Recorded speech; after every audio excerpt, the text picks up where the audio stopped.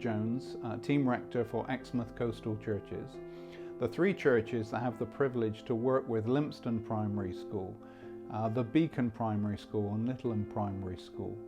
And as we draw to the end of 2020, we just wanted to pause for a moment and to just mark what's happened to us and to say particularly thank you.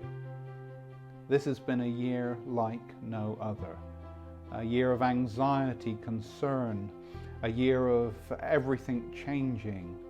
And in the midst of that, one of the most vulnerable groups in our society, our children, have really had their normality thrown out the window.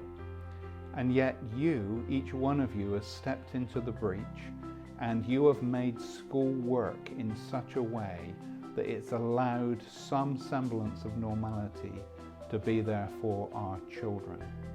And that has been so precious and so important. We would just like to thank you for your immense professionalism, your creativity, your durability, your kindness, and your own personal sacrifice that's been exhibited in all three of our schools during this year. I wish that I could give each of you a great big Christmas present this year. I can't, but what I can say is, on behalf of the community and on behalf of the church team, thank you so much for all that you've done. You have really made a difference in so many people's lives. What you have done has been really noticed, and it's also been deeply valued. So our prayer is that you'll be able to get a rest and a break over Christmas to try and recharge your batteries somewhat. And then in the church, we just want to assure you that in 2021, we'll be right there with you, supporting you, encouraging you, praying for you, and walking with you along the way as we seek to love and help and encourage the children in our communities. I'd also like to say a massive thank you to all of our teachers across all of our church primary schools. Thank you so much for all of your hard work and commitment over these really tricky and difficult months. Thank you for all that you have given and poured out, and I hope you all have a well-needed rest over Christmas. So thank you again. You're all incredible and amazing, and you've just done so well. So thank you so much. Hello everybody, Reverend Benedict here. I wanted to say a huge thank you to you all working in our three church schools, and of course my thoughts and my prayers are with teachers everywhere. At the moment you are, I think, probably the forgotten frontline workers of this pandemic.